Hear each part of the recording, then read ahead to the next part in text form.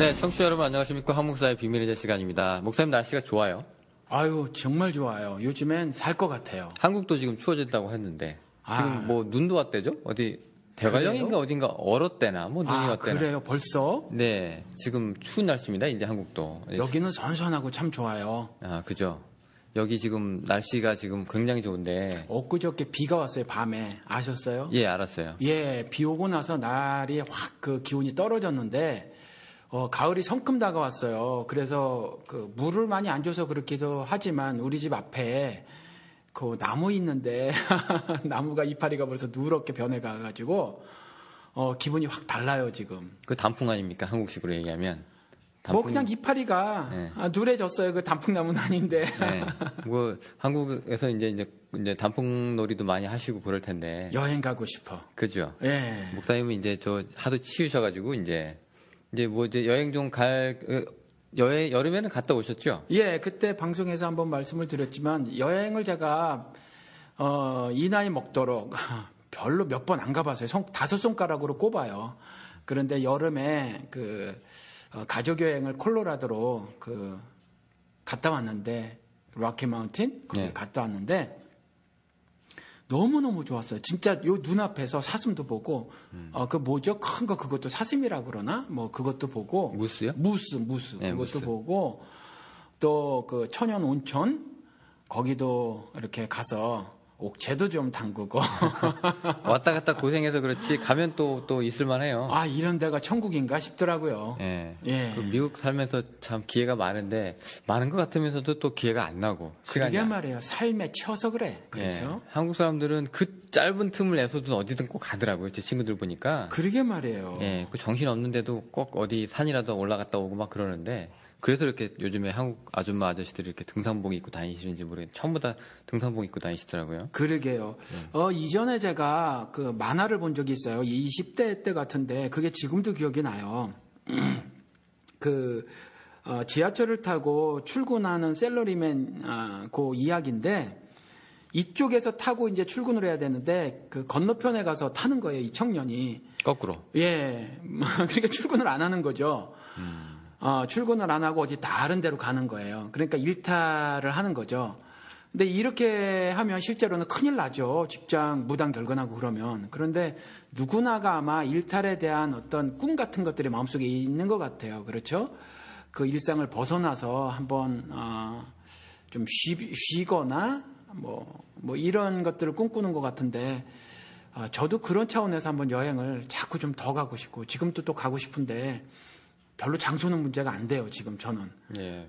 벗어나는 게 일단 중요한 건데. 예, 그냥 좀 자꾸 쉬어졌으면 좋겠어요. 그래서 미국에서 그 은퇴하신 양반들이 여행 많이 다니잖아요. 그렇죠? 다니죠. 그 외에 예. 그 알비카 같은 거 그렇죠. 빌려서 가는 분들도 있고. 예. 여기는 recreational vehicle 그래가지고 RV 그러는데 예. 그거는 한국에서는 캠핑카. 예, 그렇게 얘기하면 캠핑카라고 하죠. 예, 더 아니 지금 빨리. RV 그러셔서 못 알아들으실까 가지고 설명드리는 거예요. 캠핑카. 그런가? 예, 네. 캠핑카 타고들 다니시기도 하고. 근데 그거 한 대 있으면은 사막 같은 데도 갈 수 있어요. 예. 사막에 모텔 같은 거 없고 그런데 가기 쉽지 않거든요.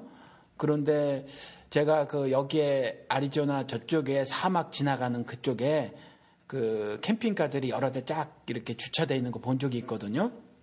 그러니까 요만한 가스통 다 가지고 있고 그래서 밥 해 먹을 수도 있고 또 뭐 그럴 수 있으니까. 차 대고 이제 수도만 연결하면 바로 이제 수돗물 나오고. 예, 그런데 그거는 이제 RV 파크에서나 캠핑카 할 수 있는 데서나 그게 되고 아닌데도 사실 하루 이틀 정도는 머물 수 있도록 준비가 가능하잖아요. 예. 일반 차는 안 돼도 예. 잘 데도 없고. 그런데 사막도 제가 가보고 싶거든요. 여기 사막도 있잖아요. 사막 가서 왜 별도 보고 밤에. 네. 근데 이제 여기 나이 들은 사람들이 중고차라도 한 10만 불짜리 그거 사가지고 뭐 은퇴해서 뭐 집값도 다 갖고 그러면 그런 거 한 대 살 수 있단 말이에요. 여기는 뭐 부자가 아니더라도. 그래서 그렇게 여행하고 그런 게 참 부러워요. 한 바퀴 이렇게 돈다는 거죠. 예. 미국 너무 하고 싶어 그런 거. 넓으니까 은퇴하고 한번 예. 하시죠. 근데 빌리셔야 될 것 같은데 사기는 예, 전 못해서. 사기는 싫어요. 그건 왜냐하면 짐이야. 그거 끌고 다니는 것도. 예, 또 그렇죠? 팔기도 애매하잖아요. 예. 아니 저희 집사람 친구가 그걸 샀어요. 중고로. 중고로. 예, 중고로 샀는데 엄청 짐이에요. 지금 뭐 처치곤란이야. 어디다 주차를 하고 계세요, 그럼? 그래서 여행을 플로리다를 그거를 끌고 갔는데 그것도 그 돈을 내요. 거기 주차하는 데 가면. 내죠. 예, 왜냐면 그 수도도 연결하고 뭐 연결하고 그래야 되니까 돈을 내는데 그런데 주차하는 데가 조금 도시하고 약간 또 떨어진 데이기도 하고 그래서 작은 자동차도 하나 그 연결해서 가져가야 되고. 맞아, 끌고 다니잖아요, 뒤에. 예, 그래서 돈도 아낄 겸 해가지고 그 월마트 앞에다가 이렇게 댔대요, 하루는. 그런데 밤에 월마트에서 직원이 나와가지고 그 차 빼라고. 그 텅 비었잖아요, 밤에 월마트 앞에. 주차장이 좀 커요. 운동장만 한데. 근데 못 되게 하더래요. 그런 인심도 없나 보죠? 미국 그렇잖아요. 예, 그래서 그거 사는 건 좀 처치곤란이라 좀 그렇고 그런데 사막 같은 데 가고 그런 거 좀 해보고 싶어가지고 한번은 그러고는 싶어요. 별 꿈을 다 꿔 지금 내가. 그러니까 미국에 계시니까 이제 이런 꿈도 이제 꾸는 건데 예. 이런 세상도 있구나. 들으시는 분들도 놀랄 수도 있겠네요, 그죠? 예. 요즘에 뭐 지구촌 시대인데 한국 TV에도 다 나오고 뭐 놀라겠어요. 그런데 저도 여행 프로그램을 보는데 집사람이 절대로 그런 걸 안 봤었어요. 그런데 저한테 한번 그러더라고요. 한국의 유명한 그 젊은 탤런트들이 라오스를 간 프로그램이 있다는 거예요. 그래서 저보러 같이 보자는 거예요. 그래서 봤는데 저는 라오스 가보지는 않았지만 뻔하죠. 위락시설 같은 것들이 제대로 갖춰진 지역이 별로 없을 게 뻔해요. 그런데 그런 것들에 대해서 관심이 저희 아내가 전혀 없었거든요. 이제 생기는 거예요. 나이 탓인가? 은퇴할 때가 되셨나 보네. 그래서 이제 저런 데도 가보고 싶대요. 그냥 사람 사는 냄새 막 나는데 지금 우리랑 다르게 사는 그런 사람들 있잖아요. 특별히 관광이 개발이 안 된 데라도 가보고 싶다. 뭐 이런 얘기도 하고.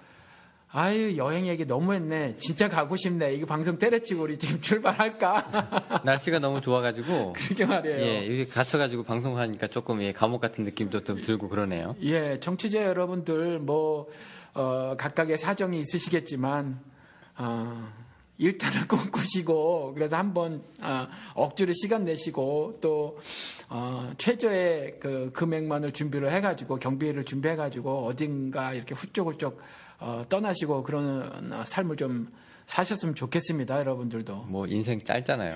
네, 인생 짧아요? 예, 해보고 싶은 거 하시고, 그렇게 하셔야죠. 맞습니다. 네.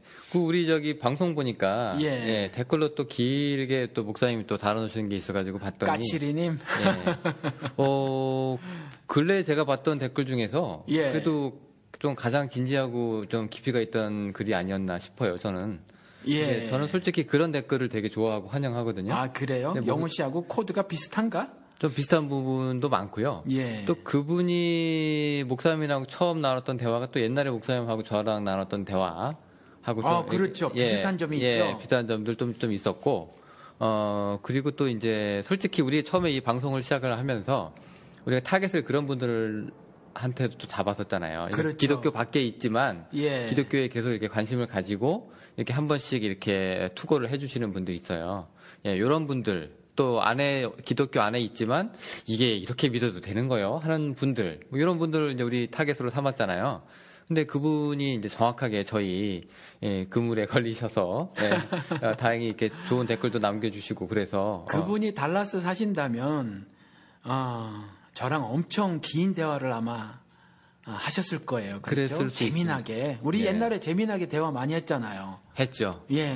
그런 대화를 아마 나누셨을 것 같아요. 그래요. 예, 그분 환영합니다. 근데 그분이 기독교에 대해서 그렇게 별로 관심이 없고 말도 안 섞는다고 하셨는데 제가 이렇게 읽어봤더니 그렇지는 않은 것 같아요. 아니요, 관심 없다는 말씀은 안 하시고 기독교인들하고는 말을 잘 안 섞는다. 답답하시겠죠. 그냥 기독교에 대해서 이제 문외한이라고 하셨는데, 그 정도는 아닌 것 같아요. 이 문외한이 절대로 그런 분은 아니세요. 문외한이 그런 글을 남기지는 않거든요. 그리고 관심이 없으신 분도 아니죠. 관심이 없으신 분들은 목사의 설교를 들으시겠어요? 목사의 방송을 들으시겠어요, 사실? 그죠. 일부러 또 팟빵에 얼마나 팟빵에 재밌는 게 많습니까? 그렇죠. 근데 허구날 이상한 똑같은 소리 하는 종교방송 들어오셔가지고 일부러 이렇게 들으시진 않을 텐데, 좀 관심이 있으신 분 같고요. 아니, 그리고 또, 본디오 빌라도 그 보고서 아시는 거 보고 저 깜짝 놀랐어요. 그러게 말이에요. 저는 그거 모르는데, 영우 씨는 우리 방송 시작하기 전에 잠깐 얘기를 나눴는데, 그 책을 아시더라고요. 그 보고서 알죠. 그 읽어도 봤는데, 그분이 그 정도로 아시면, 그거 뭐 문외한 아니세요. 그거 처음 듣는 분들도 많이 있을 텐데, 그 정도면은 뭐, 이분이 굉장히 관심이 있으신 분인데, 예. 아마 그 철학이든 뭐든 이렇게 그분이 기독교 말고도 또 다른데 또 조예가 좀 깊은 걸로 이렇게 제가 보니까 좀 이렇게 글을 보니까 그렇게 그렇죠. 쓰신 것도 같아요. 나는 이제 기독교보다는 뭐 어디 뭐 유학인가 그쪽에 더 조예가 깊으시다고. 근데 뭐 기독교도 이 정도로 이렇게 아시고 이렇게 반박을 하시고 아니면 이렇게 논쟁을 하시는 거 하는 거 보면 저희가 기다리던 댓글이 아니었나 싶어요. 우리 맨날 그렇죠. 댓글 남겨주세요, 악플 달아주세요 했는데 안 하잖아요. 네. 근데 이렇게라도 이제 달아주시면 우리 목사님도 이제 뭐 오랫동안 이제 왔다 갔다 하면서 공부되는 거거든요. 그렇죠. 소통하는 거고. 저는 굉장히 이거 목사님이 알아서 댓글을 잘 달아주시니까 저는 이제 이 후속 조치만 보고 항상 이렇게 됐구나 저렇게 됐구나 그 결과만 봤는데. 괜찮았어요. 저는 이런 분들의 그 댓글이 아주 좋았고. 근데 아마 영우 씨는 제가 그 답글을 다룬 것에 대해 이미 짐작하고도 남았을 거예요. 제가 어떻게 답글을 다룰지 그동안 대화를 나눠가지고. 그렇죠. 그러니까 저는 이제 혹시 제가 도울 일이 있으면 도울까 하고 이렇게 봤는데 아주 그냥 건전하게 대화가 잘 이끌어져 가서 뭐 저는 굳이 뭐 이렇게 등장하지 않아도 될 정도로 이제 아주 좋은 대화가 오고 갔고요.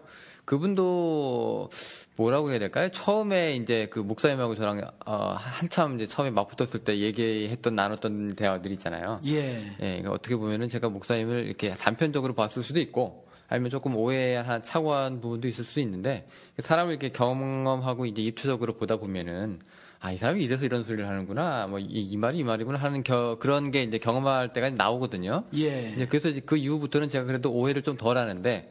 이 부분은 이제 목사님의 그런 설교들을 듣고 이분들이 까치리님 이분이 처음에 댓글을 달아서 이제 이렇게 돼야 되는 거 아닙니까? 라고 하는 게 지금 목사님 사실 하는 일이에요. 그렇죠. 그러니까 이분도 지금 목사님은 이게 어떻게 보면은 그렇게 아닌 것 같은데 그렇게 하시는 그런 그 아이러니한 그 뉘앙스가 좀 있어요. 그래서 그 부분에 대해서는 제가 해명을 좀 해드리면 실제로 그렇게 사시는 분이니까 그렇게 이게 좀 적대감이라든가 아니면 적대감은 안 품으셨어요. 그러니까 이질감이라든가 이런 거는 이제 거두셔도 됩니다. 근데 그 이질감 부분은 사실, 자연히 생길 수밖에는 없어요. 거기에서 글자 수도 제한이 되어 있고, 그래서 사실은 짤막하게 밖에는 대화를 나누지 않았고, 영호 씨랑은 얼마나 많이 대화를 나눴어요. 그럼에도 불구하고 생각의 차이는 여전히 있거든요. 그렇죠.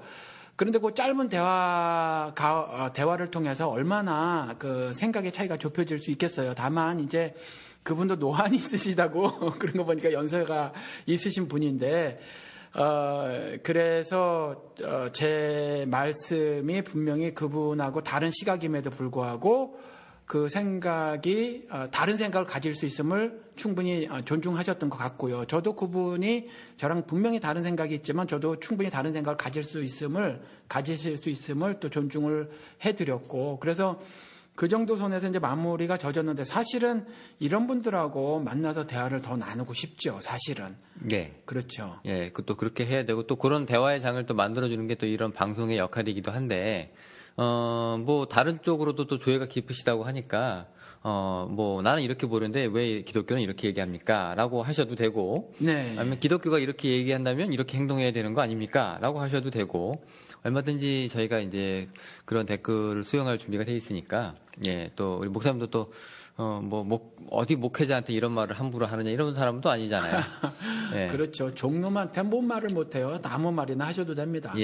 그러니까 자유롭게 이렇게 댓글 남겨주시고, 그 외에도 다른 분들이 또 좋은 댓글 많이 남겨주시지만, 간만에 또 길게 또 붙어 있길래 제가 이렇게 장터에 무슨 흥정 붙이는 것처럼 한번 구경을 한번 해봤거든요.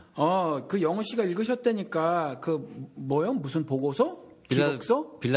본디오 빌라도 보고서요. 본디오 빌라도 보고서 그 책 읽으셨다니까 간단하게 좀 말씀을 해 주실래요? 저는 안 읽어서. 저도 이제 그렇게 길진 않아요. 가물가물한 상태로 그냥.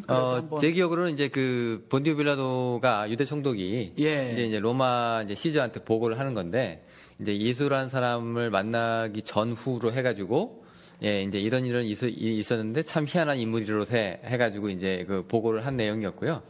뭐 이제 이미 예수라는 사람의 존재를 알고 있었고, 일단 만남에 있어서부터 이미 경외심 그리고 존경심이 이제 가득한 사람이었고, 예수와도 그러니까 실제로 그런지는 모르지만 그 책의 내용으로 보면 네. 본디오 빌라도는 예수가 특별한 사람이다. 그리고 그냥 특별한 것이 다름 정도가 아니라 경외심을 나타낼 만한 존재다. 이렇게 인식을 하고 있다고 기록을 하고 있다는 거죠. 네. 그 책이. 네, 그러니까 전혀 그러니까 유대 총독하고 죄인의 모습이 아니라, 그러니까 순회 설교자긴 한데 참 들게 있다.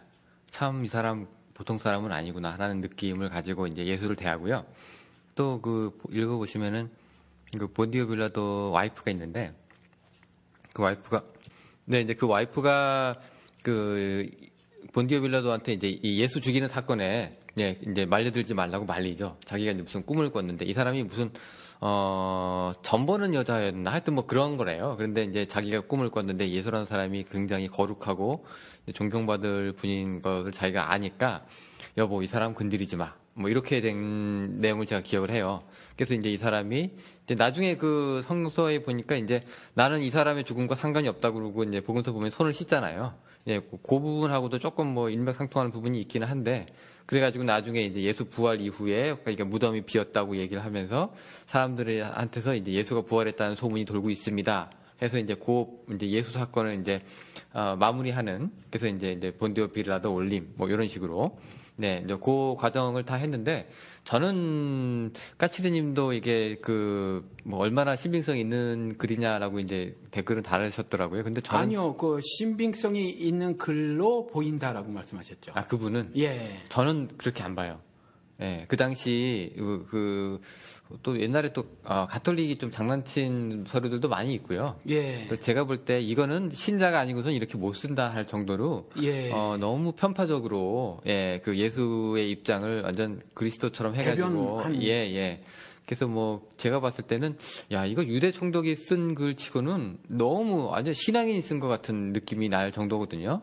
근데 요즘에 그 예수라는 사람에 대해서 역사적인 예수가 있었느냐에 대한 그 뭐 우리 문의들이 많이 있잖아요. 근데 그렇죠. 그 연구가 굉장히 오래전부터 활발하게 진행되어 왔었고 지금도 여전히 네. 굉장히 활발히 진행되고 있죠. 네, 근데 그 중에 하나를 이제 서포트할 수 있는 게 이제 요 본디오 빌라도 보고서라고 하는데 저는 이게 그 정도로 그렇게 역사적인 사료적인 가치가 있는지는 잘 모르겠어요. 예. 아니 지금 말씀하신 걸 들어보면 그 부인이 꿈을 꿨다고 하는 거 네. 이런 것들이 2000년 전의 이야기인데 이걸 역사적 팩트로 수용할 수 있겠느냐 하는 질문이 생기네요. 그리고 그죠. 또 하나 본디오 빌라도가 예수라는 사람한테 경외감을 드러냈다라고 하는 것들도 네. 어떤 역사적 팩트라기보다는 그냥 뭐 어떤 소설 속의 표현 같이. 그러니까 예를 들어서 인물 평전 같은 경우는 그 팩트들을 쭉 나열한 책들이 있는 반면에 문익환 평전 보셨어요? 맞죠.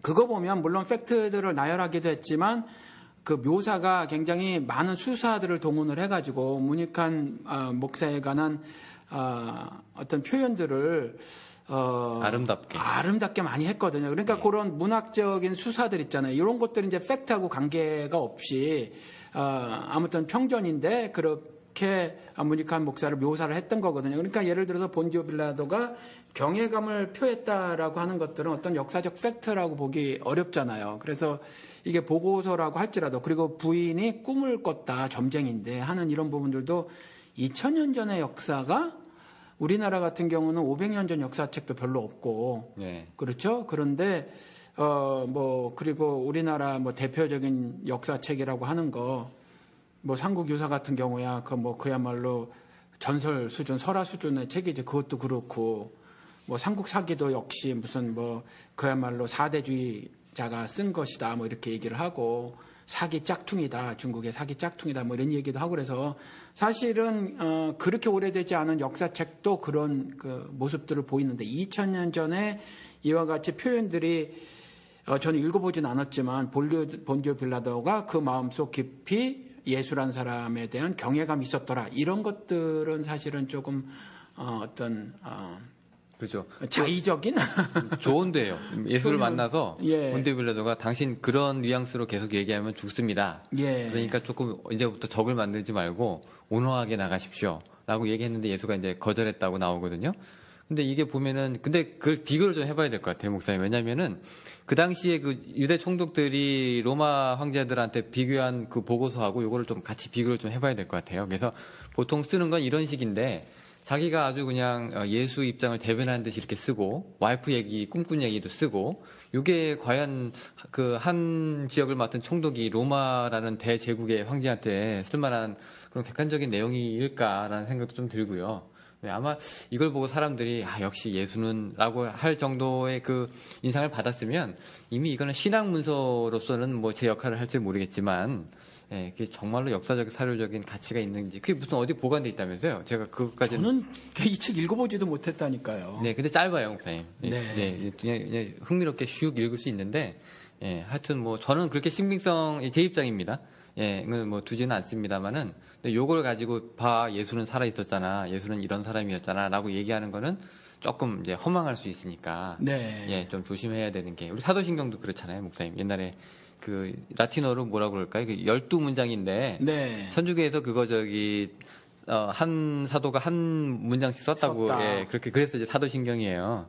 근데 이제 나중에 그 본문 비평하는 사람이 이제 밝혀냈는데 그게 그 당시 말고 그 이후에 있는 단어가 그 당시에 써져 있다, 사용이 되었다는 걸 밝혀내가지고. 그러니까 당시에 사용되지 않은 단어가 그렇죠. 삽입이 되져 있다라는 거죠. 이제 1990년도에 헐 이런 인터넷 연구가 들어가 있다면 이거 누가 1990년도라고 믿겠어요. 그러니까 그런 건데. 네. 내용이 완전하진 않아도 그래도 사도신경 내용이 굉장히 좋은 내용이에요. 그래서 사실은 그런 점들이 보이더라고 하더라도 사실은 사도신경을 교회에서 사용하는 것은 저는 적극 찬동합니다. 이전에는 사실 반대했었어요. 그런데 지금은 뭐 찬성합니다. 네, 무리는 없는데요. 예. 그 신학적으로 뭐 틀린다고 얘기하면은 글쎄요, 뭐 굳이 문제 삼는 게 있으면 뭐 이게 본디오 빌라도의 고난을 받아서 이런 거 갖고 딴지 거시는 분들도 있고 그런 것도 있고 뭐라고 해야 될까요? 저기 뭐 거룩한 공예화가 근데 헐리 뭐 카톨릭 철치 뭐 그렇죠.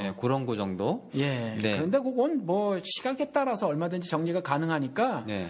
굳이 뭐 그럴 이유는 별로 없을 것 같고요. 다만 이제 사도신경에 어떤 사도신경을 성경적 권위로 올려놓는 카톨릭의 시각은 문제죠. 네. 그렇죠. 그것을 사용할 수는 있지만 그것이 흡사 성경처럼 권위가 있는 것처럼 말하는 것은 조금 그렇죠. 지나치죠. 그 당시 이제 그 이단들에 대처하기 위해서 이제 사용된 건데.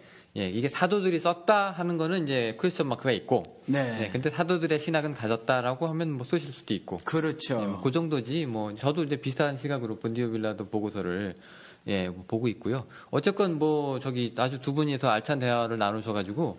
지금 우리가 이 까치리님을 길게 이렇게 언급을 하는 이유는 그렇게 답글다르신 것이 너무 사실 우리 방송을 하는 입장에서 기분 좋은 일이다라는 거죠. 고맙죠. 시간 들여서. 감사하기도 하지만 사실은 답글을 좀 달아주세요라고 말씀을 드린 이유는 뭐냐 하면, 좀 상호 교감이 있기를 바라고 또 이것이 단순히 방송을 진행하는 저희들과 또 청취자분들과의 교감 정도가 아니라 그러니까 우리는 단순히 도구가 되기를 원하는 거거든요. 그래서 하나님과의 관계를 더 깊고 잘 맺게 해드리기 위한 어떤 도구로 사용되어지고 싶어서 그래서 반응을 유도를 나름대로 하는 거거든요. 그래서 하나님께서 저희들을 이렇게 사용하셔서 이런 방식의 또 이런 류의 말들을 하게 하신다라고 이제 믿고 방송을 하는 거고 예수의 정신이 실종되었다고 하는 대한민국 기독교의 예수의 정신이 이런 것들이 있어서 그런 것들이 뿌리 내려져야 한다 이런 이제 의도로 방송을 하는 건데 그 기독교에 관심은 있으나 이렇게 거듭난 신자처럼 보이지 않으신단 말이에요. 일단 정확히는 모르지만 그런데 그분이 까치리님이 응답을 해주셔서 그래서 반가워서 그렇죠. 이렇게 길게 말을 하는 거죠. 저 입장에서는 까칠하지 않았습니다. 아유 전혀 안 까칠하죠. 네. 너무너무 좋죠. 신나죠. 그런 댓글들은. 네네. 그리고 또 댓글 한번 읽어보시는 분들도 야 이런 게 있구나. 공부하실 수도 있고 하니까 좋습니다 오히려. 근데 우리 이게 이런 걸 좀 좋아하는데 사실은 또 성경 구절도 드립다 파거나 또 다른 의견에 대해서 맞서가지고 또 다른 얘기를 한다거나. 우리 무조건 아멘하는 사람들 싫어. 아, 그렇죠. 아멘 아멘 하는 거 그거 정말 예. 그거 싫어해요. 그런 그렇죠? 환자들은 좀 안 나왔으면 좋겠네요. 예. 예. 또 실제로 그 팬클럽이 형성돼가지고 황 목사 팬클럽이 형성돼가지고 목사님 다른 저기 우리 올리는 방송마다 아멘 아멘 하고 있으면 그것도 솔직히 좋은 거, 그렇죠. 예, 좀 좋은 거 아니거든요. 왜냐하면 저는 정말 1억 분의 1, 뭐 그 정도의 생각과 뭐 또 말, 행동 이거밖에는 하는 사람이 아니거든요, 사실. 그래서 저는 그냥 정말 너무 많은 것 중에 하나에 불과해서 전폭적으로 뭐 그러실 분도 안 계시겠지만 뭐 전폭적으로 저에게 마음을 다 의지하거나 뭐 이런 건 사실은 좋지 않죠. 그래서 제 말씀에 무조건 아멘 아멘 하는 거. 그 뭐 한국 기독교계 뭐 무조건 믿어라 하는 말들 있잖아요. 그렇죠? 그거 굉장히 비성경적인 말인데 자꾸 그렇게 뭐 무조건 믿으라 그러고 그런 거는 좋지 않아요. 전 네. 그런 것을 원치 않죠. 저희 방송에서는. 네.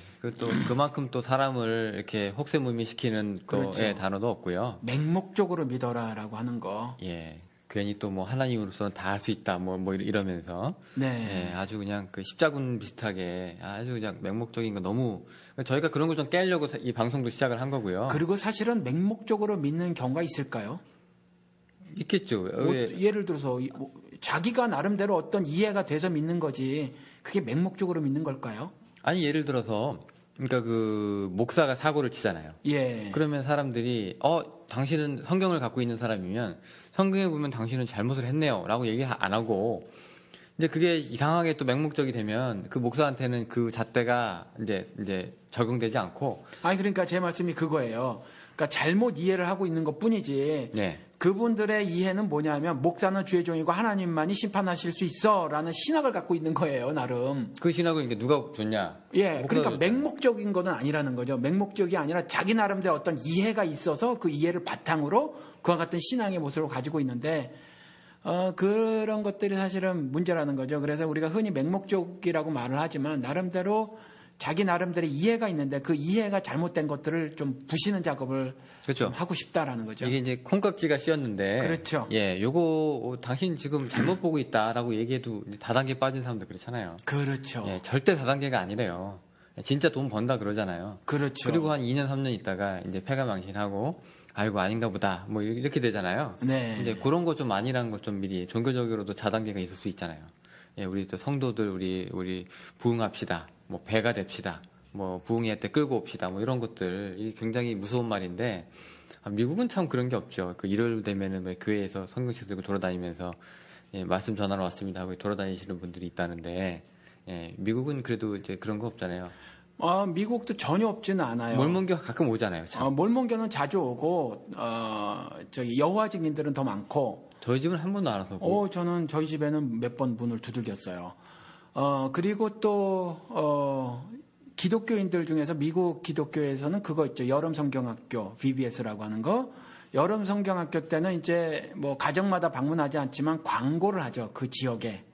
그래서 아이들을 끌어들이려고 하죠. 그리고 아이들을 끌어들여서 부모도 끌어들이려고 하죠. 사실은 그런 광고들도 하고 전략들도 세우고 그래요. 그러니까 좀 점잖게 하기는 해도 전혀 없지는 않아요. 네, 뭐 그런 것들 하여튼 뭐 그런 것들이 뭐 다 잘못됐다 뭐 이렇게 얘기하는 건 아니에요. 예, 아닌데 네. 좀 알고 생각하면서 가자는 거죠. 그렇죠. 예, 뭐 그런 거 이제 얘기를 해서 예, 성역이 없잖아요. 성경 구절을 적용할 때는 네. 목사로서 봐주고 장로로서 빠져나가고 그런 거 없잖아요. 그렇죠. 네, 뭐 그런 거 동일하게 모든 인간들한테 주셨던 말씀이니까 그거 가지고 얘기를 하면 똑같이 한번 해보자 이렇게 되는 거라서 무슨 우리 검찰 같이 얘기를 하고 있네요 지금. 네, 성역 없는 수사 같이. 네, 하여튼 그렇습니다. 우리 응답 얘기를 좀 한번 해볼까 하는데. 그래서 지금 소설이 길었죠. 예, 아직까지 서설입니다 우리 지금. 우리 30분이 됐네. 예, 이분이 응답하신 거로 우리 이제 해석을 하고 그래서 말씀을 오늘은 이제 응답하라. 라는 말씀을 좀 나누고 싶은 거죠. 예, 기독교가 응답하나요? 아니면 뭐 개인이 응답하라는 거예요? 그냥 전체 사회도 그렇고, 기독교 사회도 그렇고, 또 개인도 그렇고, 뭐 마찬가지죠. 뭐 드라마 있었죠, 그런 거. 저 재밌게 2개 다 봤는데. 다 네. 보셨어요? 나는 그거 너무 재밌어요. 5분 10분짜리 클립 몇 개 봤는데 너무너무 웃기더라고. 1997, 1994. 2개 있었죠. 그렇죠? 네, 둘 다 아주 유명한. 예. 사투리가 너무너무 듣기 좋았어요. 그렇죠. 예. 또 그 어린 소녀가 어떤 그 소녀가 전라도. 예, 조그만데 키가 네. 나와가지고 어떻게 그렇게 입에서 나오는 말이 건지. 네. 그런데 그런 건 말을 들으면서도 기분이 안 나빠요. 그렇죠. 오히려 상쾌해. 예. 왜 그럴까요? 욕이 튀져 나오는데 왜 상쾌할까요? 그거 욕쟁이 할머니 국밥집 같은 거 아니겠어요? 그런 거일 수 있겠네요. 낙곰수가 욕한 것 같은 경우. 예, 구수하잖아요. 예, 맞아요. 예, 욕만 하면 또 아무것도 아니지만 또 그 와중에서 이 뭐 낭만이 있고 또 추억이 있고 하니까 잘 버무려서 끄집어냈는데 괜찮았어요. 저는 재밌게 잘 봤고. 우리도 그럼 이제 응답을 좀 해야 될 것 같은데. 예, 그래서 응답하라라고 명령을 한 거니까 사실은 제가 여러분들에게 하는 말이라든가 영호 씨에게 하는 말이 아니에요. 그렇죠? 그럼 뭔가요? 하나님께서 말씀하시는 거죠. 예, 우리한테. 그렇죠. 니네 응답 좀 하라고. 그렇죠. 그러니까 제가 설교 시간에 우리 교회에서는 그런 얘기를 몇 번 했는데 하나님께 응답받아서 하는 것이 신앙생활이 아니라 하나님께 응답해드리는 것이 신앙생활이다. 이런 말씀을 여러 차례 한 적이 있거든요. 우리 교회에서는. 근데 한국 기독교계에서 정말 잘못된 모습이 이미 하나님께서 말씀을 다 털어놓으셨단 말이에요. 그래서 그것을 기록으로 남겨주시고 우리 손에 쥐어주셨어요. 그러니까 하나님께서 하시고 싶은 말씀을 다 성경에 담아놓고 우리에게 전해주셨는데 그것에 대해서 아무런 응답을 해드리지 않고 또 다른 응답을 하나님께 하나님 말씀을 또 듣겠다는 거예요. 그래서 자꾸 기도를 하거든요. 목사 입장에서는 이미 하나님은 할 말 다 하신 거네요? 할 말 다 하셨어요. 그럼 이제 왜 하나님 여기에 대해서 침묵하세요라고 우리가 얘기하는 게 의미가 없는 거죠? 그러니까 그 성경을 통해서 왜 어떤 경우는 침묵하는 것처럼 보이는 거, 근데 어떤 경우는 그것이 침묵이 아니라 하나님께서는 여전히 그 가운데 섭리를 드러내고 계시고 있는 중이거든요. 근데 그런 것들을 못 보는 거죠. 왜냐하면 성경을 통해서 그러한 말씀들을 보지 못했으니까. 그래서 모르는 건데 계속해서 하나님께서는 말씀을 해 오셨거든요. 그리고 이제 그것들을 다 담아서 이런 경우는 내가 이렇게 말을 하고 저런 경우는 저렇게 말을 한다라고 하는 건데 제가 이메일도요. 여러 차례 여러분이 저에게 이메일을 주셨는데 그 중에서 이제 교회를 늦게 다니시기 시작한 지 예를 들어 성인이 돼서 다니셨다거나 이러신 분들이 그렇지 않은 분도 계시지만 유난히 이번에 세월호 사건 터지고 굉장히 답답함을 토로하신 분들이 계세요. 그리고 울분도 토로하시고 그러한 분들이 공통적으로 하신 말씀이 뭐냐면 이러한 일들을 도대체 신자로 어떻게 받아들여야 하며 이해를 해야 합니까? 도대체 나는 그러면 이때 어떻게 처신을 해야 합니까? 라는 거죠. 그리고 정확하게 모르더라도 기독교 교회가 너무 지독하게 집단 이기심을 보인다. 이런 거에 대해서 막 울분을 토로하시거든요. 근데 그런 울분을 토로하실 수 있어요. 신자라면 당연히 그렇죠. 내가 이해를 못하는 것도 있고 또 이해가 된다고 하더라도 여전히 계속 진행되는 악한 모습들을 보고 그러한 울분이 솟아나죠. 당연히. 그런데 조금만 생각을 해보면 이런 생각도 가능하다는 거죠. 뭐냐면 하나님께 하나님 이러한 상황에 하나님 왜 침묵하십니까? 왜 하나님 지금 무엇을 하고 계십니까? 언제까지 이와 같이 악을 두고만 보실 겁니까? 라고 하면서 하박국 선지자가 얘기한 것처럼 도대체 무엇을 하고 계시느냐라고 따지듯이 물어볼 수 있는데 오히려 그 말씀을 하나님 우리들에게 하신다라는 거죠. 너희들은 도대체 무엇을 하고 있느냐라는 거죠. 너희들은. 도대체 이와 같은 상황에서 너희들은 무엇을 하고 있느냐? 내가 분명히 이 말을 하고 있지 않느냐? 성도가 천사도 심판을 하는데 판단을 하는데 너희들은 이 악한 세상을 보고 도대체 무엇을 하느냐? 라는 말씀을 오히려 하나님께서 하실 거라는 거죠. 그러니까 우리 인생 살다가 개인들이 말이죠. 개별적 삶에서 경험하게 된 어떤 불의한 일들, 모순된 일들, 왜곡된 일들을 닥쳤을 때 맞닥뜨렸을 때 그때 하나님께 그저 울부짖기만 할 일이냐. 하나님께서 이미 그러한 일들에 대해서 답을 해놓으신 것이 있다라는 거죠. 그러한 말씀들을 해놓으셨을 때 우리가 그 말씀을 듣고 우리가 취해야 할 행동이 반드시 있다라는 거죠. 그래서 그 말씀을 드리는 거죠, 사실은. 지금 그 얘기를 듣다 보니까요. 예. 옛날에 제가 그 신학교 1학년 때 그 선배가 저한테 했던 말이 생각이 나는데, 네. 그 성경 공부, 이게 무슨 동아리 같은 거였는데, 이제 성경 공부하는 동아리였는데, 그 선배가 그랬어요. 우리 기도의 주체, 우리가 기도의 응답은 누가 하느냐? 기도 응답의 주체는 누구일 것 같냐? 하나님이 하실 것 같냐? 근데 사실은 너다. 기도하는 사람이 기도 응답의 주체라는 얘기를 한 적이 있었어요. 예. 저는 그 당시에 조금 그 말이 이제 거부감이 들었거든요. 왜냐하면 신앙적이지 않는 말 같고. 예. 근데 그 사람의 논지는 그거죠. 뭐 네가 늦잠을 맨날 자는 사람이면, 그래서 아침에 일찍 일어나서 새벽 기도를 하게 해달라고 기도하는 사람이면, 너 친구한테 부탁을 해라. 그리고 너 아침에 밤에 일찍 자라. 그리고 너 알람 시계를 하나 더 사라. 예. 뭐 이런 식으로 해서 극복을 하라는 얘기예요. 그렇게 기도를 했으면 그렇게 하도록 네가 움직여라. 예, 그게 바로 기도의 응답이고 그게 기도를 하는 사람의 자세다라고 얘기를 하는 거예요. 근데 저는 그게 조금 세상적인, 그 당시 저는 이제 이원론적인 생각이 좀 강했나 봐요. 그래서 하나님이 하실 일이 따로 있고 내가 할 일이 따로 있는 건데, 기도를 내가 했으면 그다음부터 하나님의 영역으로 넘어갔는데, 왜 내가 계속 기도를 안 하는 사람처럼 계속 뭔가를 붙잡고 하려고 노력을 하느냐. 나는 그 부분에 대해서 이해가 좀 안 갔거든요. 기도할 필요가 없는 거지. 알람시계 어차피 그럼요. 사면 되니까. 그런 기도를 왜 해? 예. 뭐 그런 거죠. 예를 들어서 똑같은 걸 우리 아프리카 사람들이 많이 죽어가요. 예. 빈민, 뭐 밥도 못 굶고, 밥도 굶고 못 먹고 있잖아요. 그러면 이제 사람들이 하나님하고 이제 기도를 하게 되잖아요. 근데 뭐라 그러냐. 그냥 여기 자기 한 달에 자기 있는 소득에 뭐 단돈 뭐 햄버거 값이라도 뭐 2만 원, 3만 원 떼서 주면 된다. 그 왜 기도하냐? 뭐 이렇게 얘기하는 거하고 똑같은 것 같은 느낌도 좀 들고 그랬거든요. 자, 근데 그 선배의 얘기는 이제 그게 아니다는 거죠. 근데 그게 아니라 먼저 그렇게 마음에 소원을 두고 기도하는 게 맞고, 기도를 했으면 그 다음부터는 이제 움직이지 않고 가만히 있는 게 아니라 네가 실제로 움직이라는 거죠. 그게 바로 기도 응답의 주체다라는 얘기인데, 동의하세요, 목사님? 이 얘기는?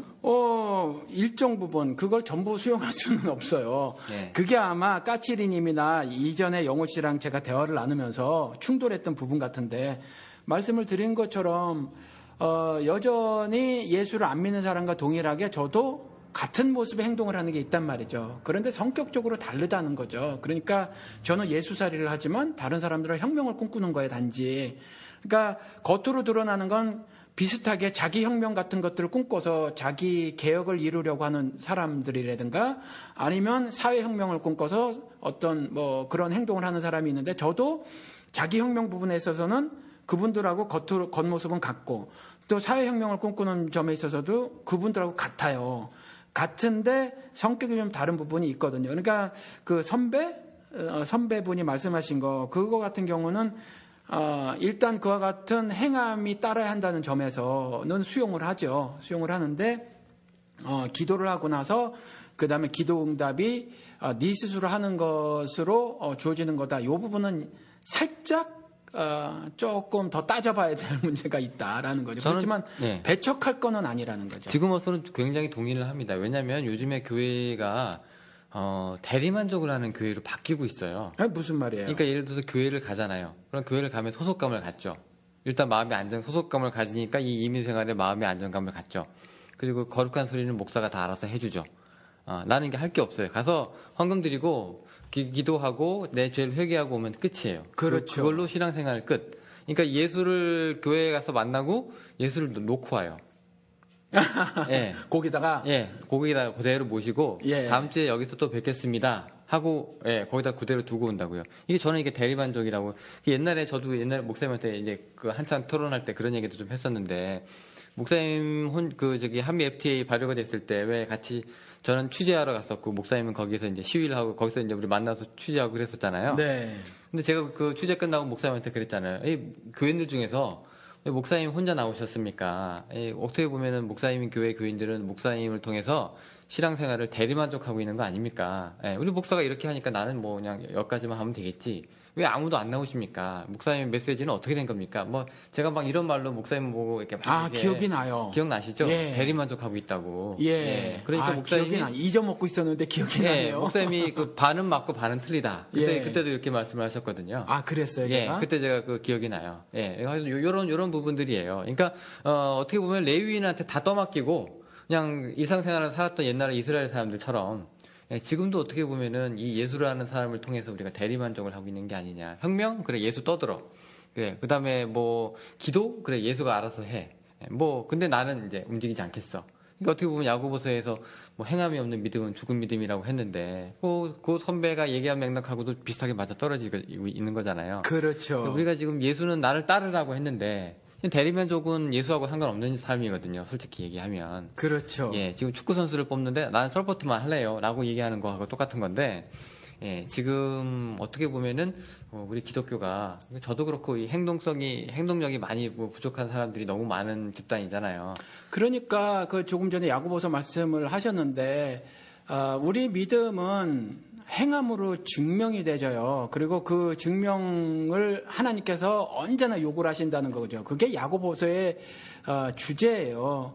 그래서 뭐 형제에게 여러 가지 안 좋은 일이 생겼을 때 뭐 나는 믿노라 하고 행함이 따르지 않는 거 그거 다 죽은 믿음이다 이렇게 말씀을 하시거든요. 그러니까 예수 그리스도가 재림하실 때 그때 뭐 그 예를 들어서 재판정에서 예수님께서 그렇게 물어보시겠어요? 너 로마서의 주제에 대해서 한번 설파해봐.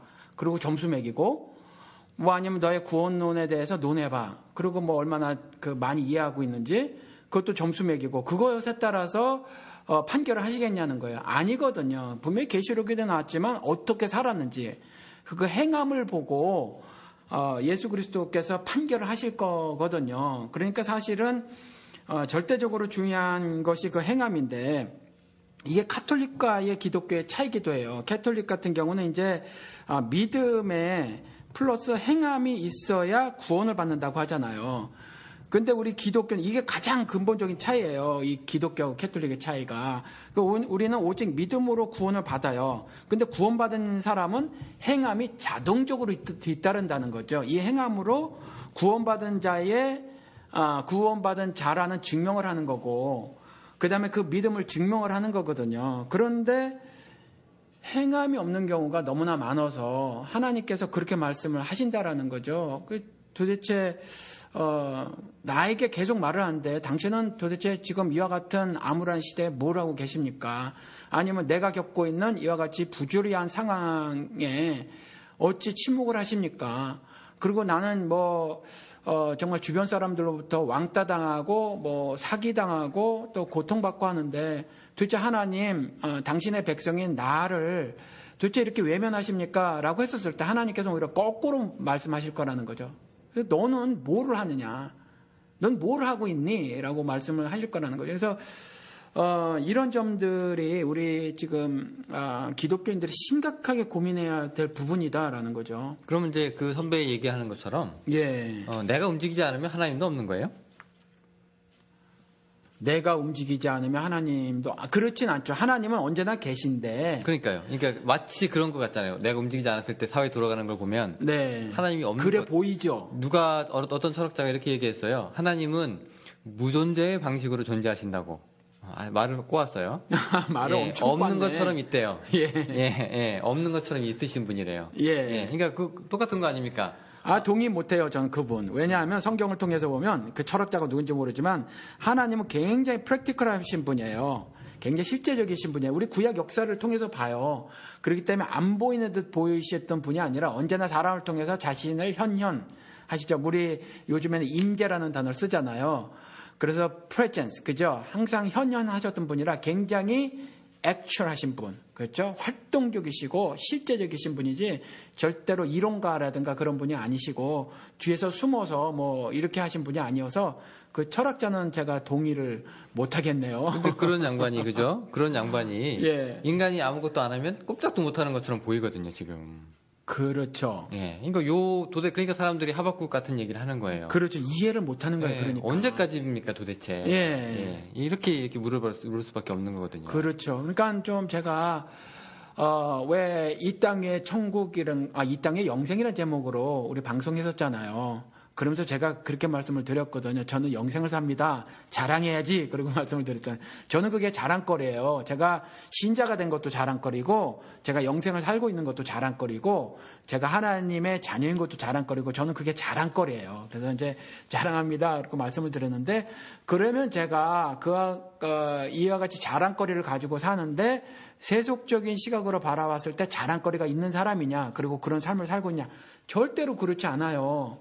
물론 제가 신자로서 살아갔을 때 굳이 크기나 양을 재면 바울이나 베드로의 반에 반도 못 미치는 삶이지만, 그럼에도 불구하고 성격적으로는 그들의 삶과 동일하다라는 거거든요. 양은 달라요. 크기는 다르지만 훨씬 작죠. 작지만 저는 그렇게 살고 있어요. 그러니까 그렇게 살면이 아니라 그렇게 사는 것이 제 삶에 굉장히 기쁨을 주고 활력소거든요. 활력을 넘치게 하고 뭐 이런 거기 때문에 그 말씀을 드린 거란 말이죠. 그래서 그것이 단순히 지금 많은 그 기독교인들이 어떤 패배감에 젖어 있거나 아니면 짐, 그렇죠, 부담 이런 것들로 느껴서 그와 같은 그 행함의 삶을 못 살고 계신 분들이 많아 보이는데, 실제로는 그렇지 않고요. 실제로는 그렇게 사시는 것이, 아마 방송에도 여러 차례 말씀을 드렸을 거예요.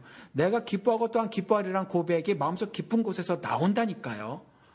그러니까 나와야 되는데, 네. 그 왜 교회 안에 갇히면, 네. 예, 이게 말 그대로 갇히는 거잖아요. 그렇죠. 예, 감옥에 사실 요즘의 교회가 예, 영적 감옥처럼 보여진다는 거죠. 저는. 납골당에 무슨 시신 보고 오듯이, 네. 예, 거기 가서 십자가 한번 보고, 예, 나올 때는 그냥 여기 하나님 없이 나오는 거잖아요. 이게 신앙생활이라고 하면 하는데, 솔직히 말하면 저는 그렇게 신앙생활 같지는 않아요. 그게 종교생활이고 교회 그렇죠. 생활이지. 예, 뭐 세월호 얘기 잘못했는데도 뭐 사람들이 거기다가 이건 종교의 역할이 아니라고 뭐 반박을 한다든가, 또 그러니까 많은 말이죠. 사람들이 뭐 세월호 문제뿐만이 아니에요. 뭐 여러 가지, 그렇죠. 예, 뭐 정치판에 왜 뭐 종교가 끼어든다는 뭐 이런 말들도 우리가 많이 듣잖아요. 이런 것들도 우리가 다 이렇게 놓고 보면은 지금 너무 우리가 지금 여기 갇혀 있는 것 같아요. 그렇죠. 예, 이쪽에 근데 무관심, 아예 그냥 이쪽에 죽어 있는데, 솔직히 얘기해서 하나님이 교회 안에만 계실까는 저는 잘 모르겠거든요. 그렇죠. 그러니까 사실은 골방을 탈출해야 돼요. 골방 신앙을 벗어나야 된다는 거죠. 이 골방 이야기를 좀 해보십시다. 말 나온 김에. 왜 골방에 들어가서 기도하라 그랬어요? 복음서에 보면 나오죠. 예, 외식하는 놈들 때문에 한 그런 거냐. 걔네들한테 한 말이에요, 사실은. 왜냐하면, 나 이와 같이 근사하게 신앙생활 하는 사람이야. 라고 하면서, 시장 어귀에 가가지고 보란 듯이 떠들었거든요. 자기가 아주 멋진 신앙생활이라고 한 사람들에게 이 말씀 하신 거예요. 그러니까, 너희들 그렇게 신앙생활 그렇게 하는 거 아니야. 그래서 너희 기도할 때 골방으로 들어가. 근데 이 골방이 계속해서 하신 말에 이어진 말이거든요. 사실 비판도 그렇고. 이 비판하지 말라도요. 사실은 어떻게 비판하지 말아요. 비판을 안 하고 어떻게 살아요. 이 비판이 계속해서 판단을 해나가는 거거든요. 그러니까 뭐 어느 게 예를 들어서 물건값 같은 경우 값에 비해서 질이 얼마나 좋은가 이런 거 늘 판단하거든요. 사람은 판단을 벗어나서 단 한순간도 살아갈 수 있는 존재가 아니고, 성경을 통해서도 열매를 보고 나무를 판단하라고 하셨단 말이에요. 마태복음 7장에. 그러니까 판단 자체를 금한 게 아닌데, 이게 왜 판단하지 말라고 했냐면, 이 자들이 자신의 정결교를 해가지고 다른 사람을 지옥에 보내고 그랬단 말이에요. 자기들이 그런 판결을 내려버렸단 말이에요. 그래서 제가 설교 시간에 했나 방송에 했나 그랬거든요. 그래서 로마서 말씀을 가지고 와가지고 예수를 막 하늘에서 끌어내리는 일도 하고, 또 무적행에서 끌어올리는 일도 지 맘대로 한 자들이란 말이에요. 그러니까 너희들의 그러한 비판이 잘못됐어 라고 말하면서 그들의 입을 막아버린 거였었단 말이죠. 그래서 눈에 티, 들보 그 얘기도 하신 거지, 모든 신자들에게 다 이 말씀을 하신 게 아니에요. 그같이 외식적인 가짜 신앙생활 한 사람들에게 비판하지 말라 그 말씀도 하신 거고, 너희들은 골방이나 들어가 이놈들아 그랬던 거거든요. 그래서 이 손이 하는 일 저 손이 모르게 해라. 너무 그렇게 자랑스럽게 그걸 하니까 난 이와 같이 멋진 근사한 남에게 모범된 신앙생활을 하는 근사한 신앙인이요 라는 거, 그런 거 하는 그런 사람들에게 예수 그리스도가 말씀하신 거네요. 그러니까 사실 지금은요, 골방을 탈출해야 돼요. 한국 현대 기독교인들은 골방을 탈출해야 바른 신앙생활을 하는 겁니다. 지금 골방이요, 이 시멘트 건물, 기독교 교회 건물이 된 것 같아요, 사실은. 그 골방 얘기하셔서 하는 말인데 지금 우리 부활절 같은데 네. 괜히 이제 교세 이제 저기 그다음에 대한민국의 뭐 기독교 이제 그런 걸 보여주기 위해서 그렇죠. 체육관 그렇죠. 크게 빌려가지고 주차장 꽉 채워가지고 사람들 그 쓰레기도 얼마나 많이 나옵니까? 그렇게 해가지고 뭐 부활절 크게 하나 행사 치르고요. 그것도 보이지 않는 골방이에요. 그러니까 저는 그런 사람들한테 예수가 야 니네 이렇게 거리 나가서 이렇게 하지 말고 내 부활절이면 골방에 들어가서 맞아요, 예, 맞아요. 차라리 그랬으면 그런 예. 말이 오히려 더 맞아떨어지지 않을까 해서 그렇죠. 예, 골방에 들어가야 할 때는 이렇게 세를 과시하기 위해서 나오고 그죠? 또 나와야 될 때는 들어가서 이제 안 나오고 막 그러니까 그렇죠. 지금 이게 거꾸로 된 것 같아요. 예, 그러니까 지금 우리가 골방의 의미를 두 개로 다르게 썼는데 그런 그 외식적인 사람들은 골방에 들어가라고 하고 제가 이제 그 골방 탈출이라고 했었을 때는 그와 같이 보이든 보이지 않던 어떤 어떤 그 공간에 갇혀서 신앙생활이라고 하고 있는데 사실은 그런 것들로부터 나와서 세상에서 빛과 소금으로 살아야 되는 것이 신자의 삶인데 그렇지 못하고 있는 것이 참 안타까운 일이다라는 거죠. 예로다가 지금 뭐 좀 한두 분을 제가 경험한 것이 아닌데 부부간의 사이가 안 좋아요. 그런데 교회 생활을 열심히 한단 말이죠. 근데 그런 교회 생활은 하나님께서 하나도 신앙생활로 안 쳐주신단 말이에요. 하나도 안 쳐주셔요. 그리고 기도가 응답되지 않는 것 중에서 가장 대표적인 것이 부부간에 물론 남편에게 한 말이지만 생명의 유업을 알아야 할 아내를 아끼지 않고 하잖아요. 그래서 사이가 벌어지게 되고 그러니까 생명의 유업을 함께 나눌 자로 여기지 않는 거죠. 동등한 동반자로 여기지 않게 되고 그래서 뭐 한 지붕 두 가족으로 살게 되면서도 신앙생활을 열심히 하겠다고 하면서 교회 열심히 다니고 하는 모든 신앙생활이라고 알고 있는 그런 것들은 하나님이 하나도 신앙생활을 안 쳐주신다는 거죠. 그러니까 실제적으로 가정에서 그 부부간의 연합을 그리스도와 교회의 연합의 모습을 회복하는 것이 가장 신앙생활의 근본이고요. 열쇠예요. 그것이 해결되지 않은 상태에서 교회에 아무리 열심히 다녀봐요. 그거가 신앙생활이겠느냐라는 거죠. 근데 어떤 분들은 그 신앙생활이 교회 예. 생활이 그게 도피처가 되는 분들도 있거든요. 그러니까 우리가 아까 여행 나갔잖아요. 여행 그렇죠. 얘기했죠. 일상생활에서 빠져나갈 수 있는 유일한 창구. 그게 이제 교회라고 생각해서 이 교회에서만큼은 세상 얘기 하지 맙시다. 이 교회에서만큼은 우리 시끄럽고 복잡한 문제 있는 얘기 하지 맙시다. 이 교회에서만큼은 좀 편안하게 우리 하나님하고 좀 뭔가를 좀 이렇게 즐깁시다. 대화를 깊게 들어갑시다. 예. 뭐 이런 분위기거든요. 칼막스가 그래서 비판한 것이 그 기독교가 뭐 당시에는 캐톨릭이겠지만 피안의 세계로 들인다라는 거군요. 물론 이게 말 자체로 뭐 예를 들어서 안식의 세계로 들어가는 정말 절대 기독교적인 의미로 말을 한 거라면 그것이 옳은데 그것이 아니라 현실 삶은 정말 굉장히 비틀어져 있거든요. 왜곡되어져 있는데 그런 것들에 대한 실제적인 해결함이 없이 단순히 한 자리에 모여서 말이죠.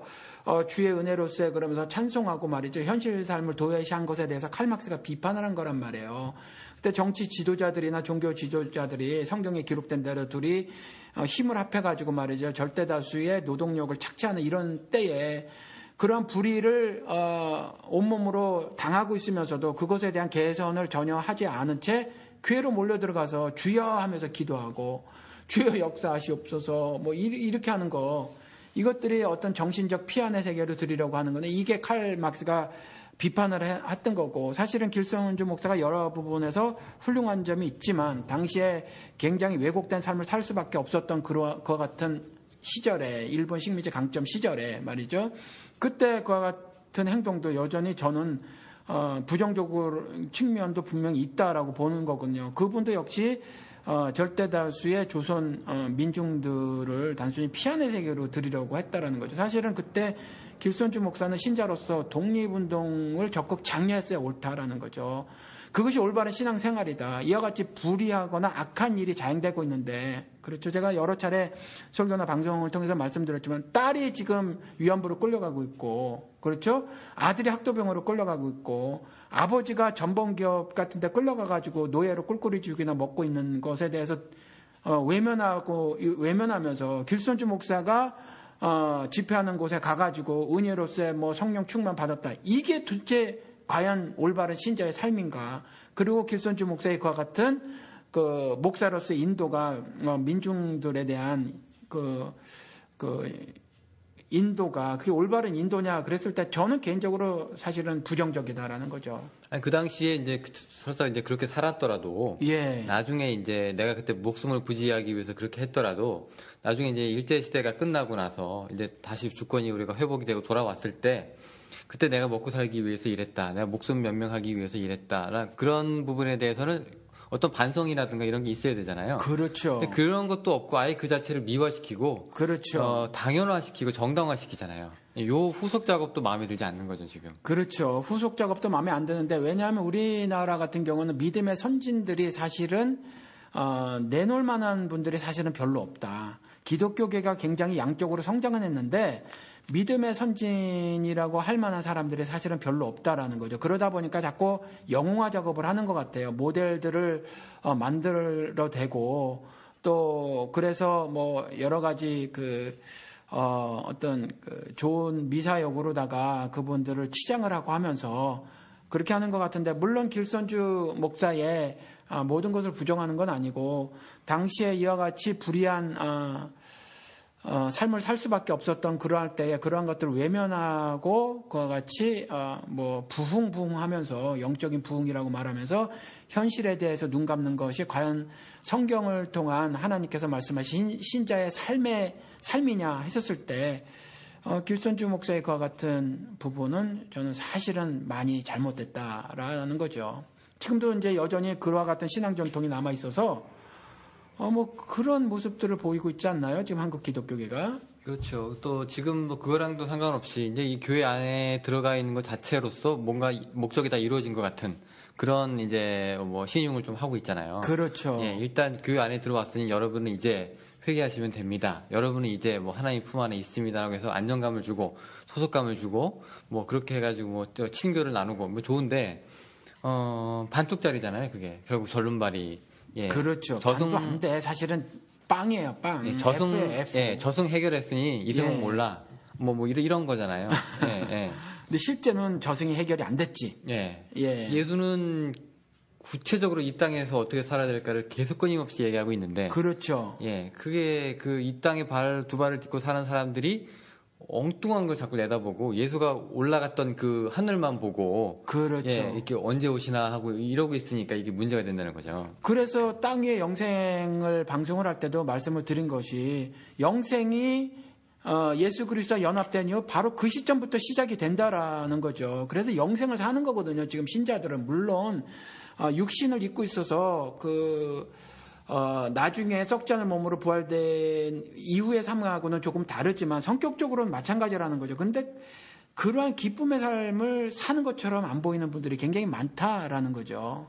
그러면 그런 분들을 정말 참 그리스도인인가 라고 했었을 때 그렇다라고 대답하기가 여간 어렵지 않다. 자, 그럼 우리가 이제 응답하러로 다시 돌아와가지고요. 네. 지금 이 세상이 이 모양 이 꼴인 거는 우리가 하나님 탓하고 하나님 언제까지입니까? 라고 얘기하는데 아니 세상으로만 얘기하지 말자고요. 이게 개별적인 삶도 마찬가지거든요. 그러니까 조금 전에 말씀드린 것처럼 살다 보니까 내가 개별적인 삶에서 어떤 그 잘못된 일이 벌어져요. 그런데 그때에 그냥 기도만 하려고 한다는 거죠. 그래서 무슨 말을 새로운 걸 막 들으려고 해요. 그러니까 아마 방송 중에 말씀을 드렸어요.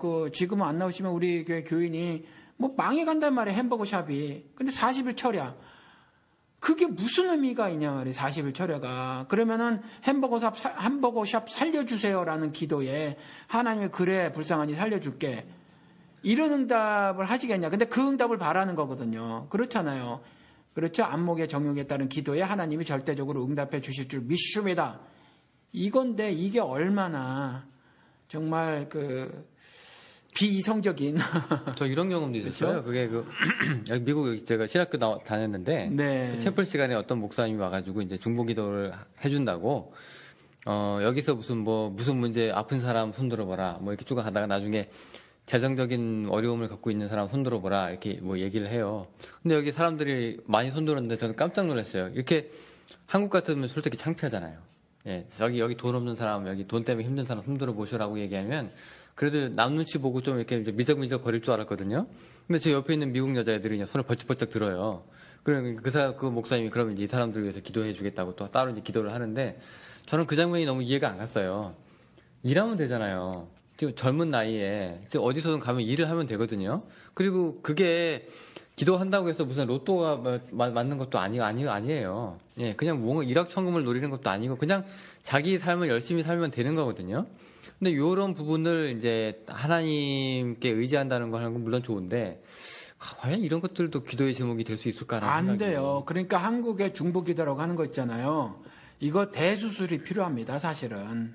그냥 무턱대고 기도만 하는 거죠. 그래서 무슨 뭐 선교지 입양했다고 하면서 알지도 못하는데 자기가 아무 행동도 하지 않고 무조건 기도하고 또 목사들이 만들잖아요. 그 크게 뭐 그 봉사를 많이 안 하시는 그 권사님들 모아서 하든가 아니면 이제 그 여전대라든가 뭐 이렇게 해가지고 중보기도팀 만들어서 뭐 아니면 기도사역팀 뭐 이래가지고 하는데 그게 성경을 통해서 하나님께서 주신 자유의지의 그 실현 부분에 전적으로 배치가 된단 말이에요.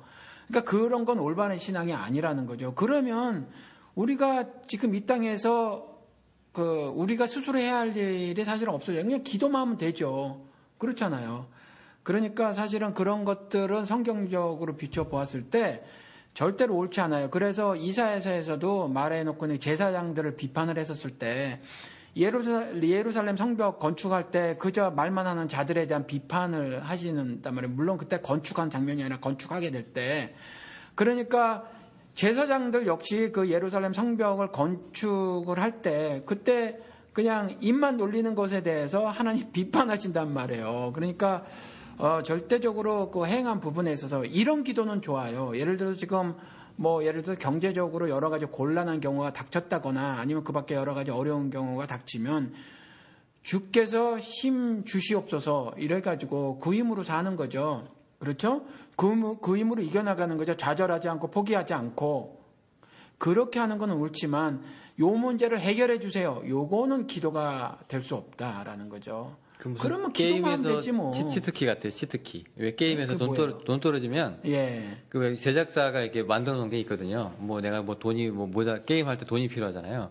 그때 그 치트키를 입력하면 그 돈이 생겨요. 아, 예. 전 잘 몰라요. 예. 그런 거 아주 쉽거든요. 예. 재밌고. 그렇지만 이제 너무 이게 요행을 바라는 듯한 그런 거 아닌가. 자, 그러면은 우리가 그럼 지금 살고 있는 그 세상들의 모순이라든가 개인적인 문제라든가 이런 것들이 많이 주어지고 우리가 그런 것들을 많이 경험하고 맞닥뜨리고 살잖아요. 자, 그러면은 이런 것들을 우리가 그럼 하나님의 몫이 아니라 이제 우리가 응답할 시간이면 우리의 응답으로 이런 것들이 다 해결과 해소가 되는 것들입니까? 아니, 이제 그거를 말씀을 들어가기 전에 그 중보기도 한마디만 더 해보십시다. 우리 그 아픈 곳을 손대시기 바랍니다. 그리고 그런 거 있죠. 영혼이 갈급하시고 영혼에 상함이 있으신 분들은 가슴에 손을 대시기 바랍니다. 이러고 저쪽에서 이제 목사가 기도하잖아요. 요런 게 없어져야 돼요. 요런 거. 요거는 절대로 바른 기도가 아니에요. 요거는. 그럼 그 기도를 제대로 하려면 어떻게 돼요, 그거? 목사님이라면 아니 제대로가 아니라 이런 기도 자체는 사라져야 한다는 거죠. 그러면 이제 예를 들어서 누가 목사님한테 목사님 저 어디 이번에 수술을 받게 돼서 아파요. 네. 기도 좀 해주세요. 라고 얘기하면 뭐라고 하시겠어요? 그거는 그렇게 기도를 하겠죠. 예를 들어서 우리 지금 우리 교회에 엊그저께 청년이 아기를 새로 낳았어요. 아기를 새로 낳았는데 그와 같은 기도를 하는 거죠. 그러니까 새 생명 주심에 감사 기도를 하고 또 그 수술해서 났는데 모든 것들이 안전하게 진행되어질 수 있도록 하나님께서 그러한 손길들을 주관해 주시옵소서라는 기도를 드리죠. 기도를 드리지만 그냥 거기까지. 그렇지만 예를 들어서 손길을 주관하여 주시옵소서라는 기도는 예를 들어서 뭐 이런 거나 똑같아요. 바울이 간구한 거 있잖아요. 뭐 육신이 강건해지기를 뭐 그런 간구 같은 기도지. 그렇다고 해서 그 신자의 삶이 다 그것대로 되는 건 아니라는 거죠. 그래서 그 부분은 그렇고, 그런데 더 중점 둬서 한 기도는 그 이전에 이미 이제 대화를 나누고, 어떻게 대화를 나눴냐면 새 생명을 하나님께서 주신 것에 대한 의미를 이제 살펴야 하잖아요. 그렇죠? 그냥 아기를 받지 말자. 그러면서 이 아이가 네 아이가 아니고 하나님께서 너에게 양육하는 권을 주시고 이것이 너에게 주신 하나님과 너의 언약이다, 커밋먼이다, 이런 이야기도 서로 나누고 하면서 다 한 다음에 기도를 하니까 기도가 서로 잘 우리들 사이도 교감이 되고 그렇게 되죠. 그래서 단순히 병 걸렸는데 뚝딱 치료해 주세요라든가 뭐 이런 식의 기도는 제가 잘하지 않아요. 그러니까 어려움에 닥쳤는데 그 어려움을 해결해 주세요, 상황을 모면케 해 주세요 하는 기도는 잘하지 않습니다. 근데 그러한 기도를 전혀 안 하는 건 아닌데, 그럴 때는 위로 차원에서 하지, 그것이 반드시 기도 응답을 간구하는 차원에서 하는 건 아니에요. 그러니까 보통 사람들이 이제 내가 믿으면 이제 다 된다라는 생각을 많이 하잖아요. 그런 차원은 절대로 아니에요, 저는. 그런 거 상관없고. 그러면 또 병원들 다 문 닫아야 되니까. 그렇죠. 그리고 취직 안 된 사람이 좀 많은데 기도하면 되지, 그렇잖아요. 일자리가 이제 제한되어 있는 건 어쩔 수 없잖아요. 예. 그러면 하나님도 어떻게 할 수 없는 부분이 계시는 거네요? 할 수 없는 게 아니라 그냥 이런 상태로 하나님이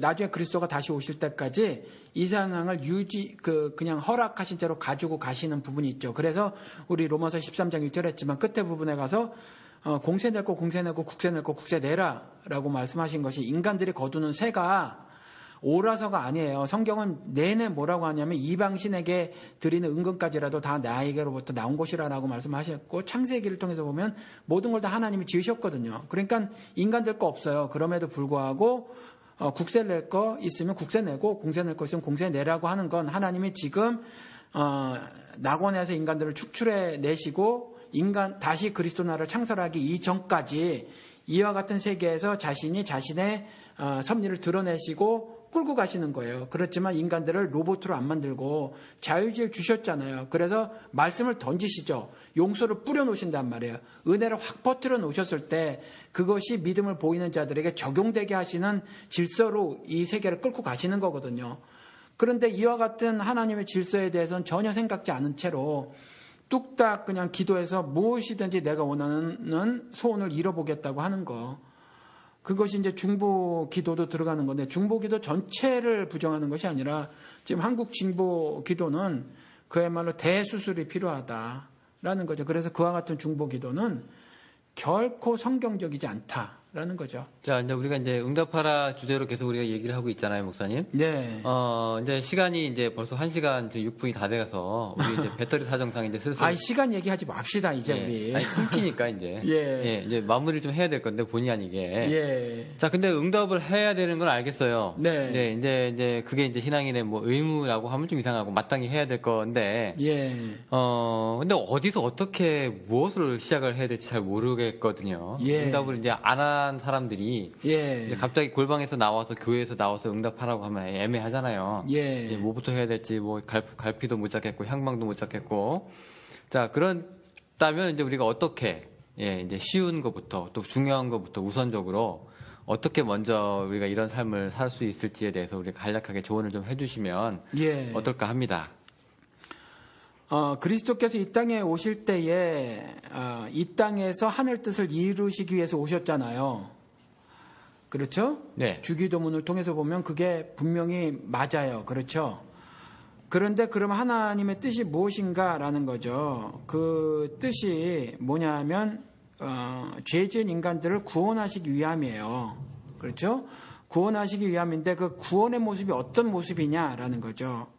그러니까 하늘 뜻이 구원하시기 위함인데 그 뜻의 구체적인 모습이 어떤 거냐 하면 이렇게 말씀을 해놓고 계시다라는 거죠. 항상 기뻐해라, 범사에 감사해라, 쉬지 말고 기도해라.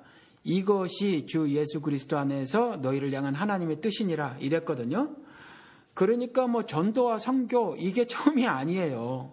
그러니까 내 삶을 돌아다 보고 바울처럼 내가 상황에 연연해하지 않고 어떠한 상황이라도 심지어 그것이 박해받는 때라고 할지라도 그렇죠?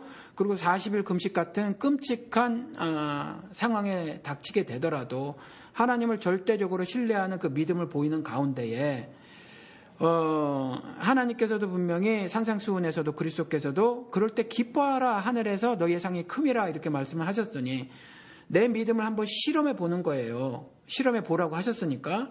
그래서 나는 정말 내가 나의 속사람이 inner being이라고 하는 나의 속사람이 상황에 함몰되지 않고 주님 안에서 기뻐하고 있는가? 이걸 한번 점검해 보셨으면 좋겠어요. 왜냐하면 그리스도 안에서 우리를 향한 하나님의 뜻이라고 하셨으니까.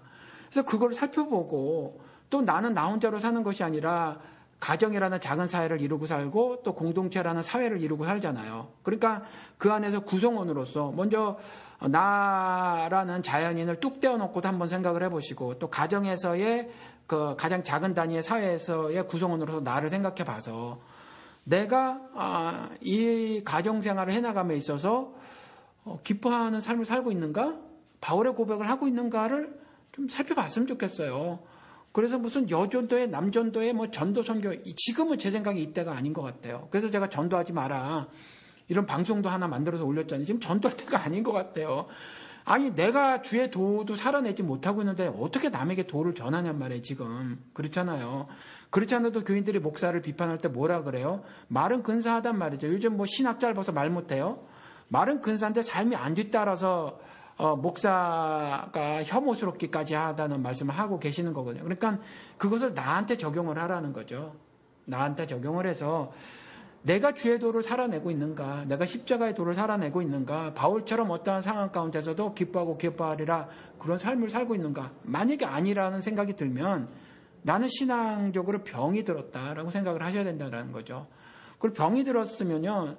아무도 치료하지 못해요. 목사도 못합니다. 하나님만 치료하시는데 말씀이 육신이 되셨다고 하니 말씀으로만 치료가 가능하다는 거죠.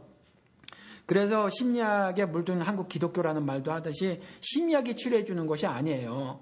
심리학이 절대로. 그래서 무슨 내적 치유 이런 것들이 절대로 치유해 주는 게 아니라는 거죠. 그러니까 그렇게 아시고 일단 나 살피고 내 주변을 살펴서 내가 하늘 뜻을 이 땅에서 살아가면서 이루고 있는가, 하나님이 자신의 섭리를 내 삶을 통해서 드러내고 계신가, 그것의 증거는 내가 주님 안에서 즐거운 삶을 살고 있는가 아닌가가 판단 기준이 될 수 있다는 거죠. 일단 그 작업을 좀 하셨으면 좋겠어요, 제 생각에는. 그럼 일단 그 응답하라의 첫 번째 작업은 자기 진단이네요? 그렇죠. 자기 진단이 첫 번째가 아니라 어쩌면 전부 다가 될 수 있어요. 자기 진단이 나오면 치료책이 강구가 되지고요. 그러면 이제 내가 온 백성이 칭송받는 삶을 살게 되고, 그러면 자연스럽게 하나님께서 날마다 구원받는 자의 수를 자동적으로 더해 주시는 거고요.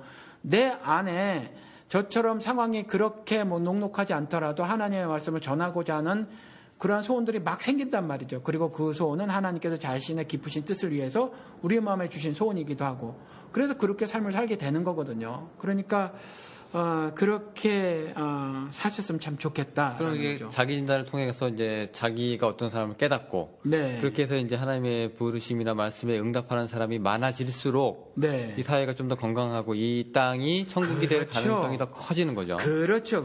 그 얘기를 하시는. 그런 거죠. 네. 그런 거죠. 정리가 아주 잘 된 것 같아요. 예.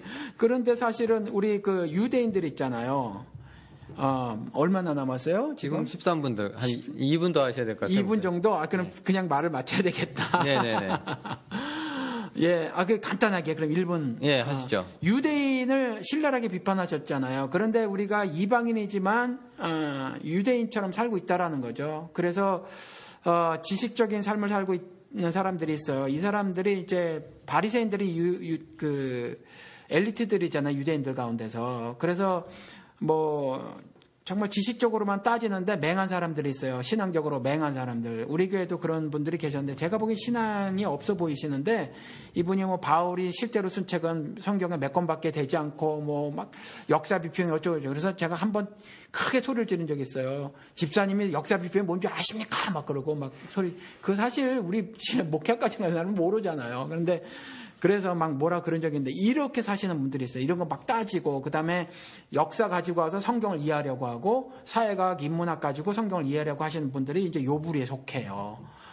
그리고 사두개인처럼 정치하시는 양반들이 있거든요. 사두개인들이 부활을 부인하면서 이제 정치하는 사람들이 유대인 가운데 사두개인인데 지금도 목회보다는 주로 무슨 한기총 뭐 교단 일 뭐 그러면서 정치적인 교단 정치 그다음에 기독교 정치 이거에 엄청 저 하시는 분들이 있고, 그 다음에 개교에서도 큰 교회 같은 경우는 굉장히 정치적인, 목회를 하시는 분들이 많이 있거든요. 주로 이제 CEO 형들이 그래요. CEO 형들이 정치적으로 교회를 이끌어가고 있거든요. 그러니까 그러한 모습도 오종현이 이제 대표적인 케이스인데, 이런 사람들이 이제 사두개인이죠. 이제 부활을 부인하지는 않지만 입으로 사두개인들은 부활했지만 아무튼 그런 사람들은 실제로 속으로는 부활이 있다고 생각을 하는지 모르겠어요. 아마 아닐 것 같아요. 뭐 이러고 일반 다수의 유대인들이 있는데 이 사람들 역시도 잘은 모르지만 신성을 어떤 특별한 그 하늘의 말씀이나 하나님의 그 역사를 보면 신성을 모독한다고 생각해요.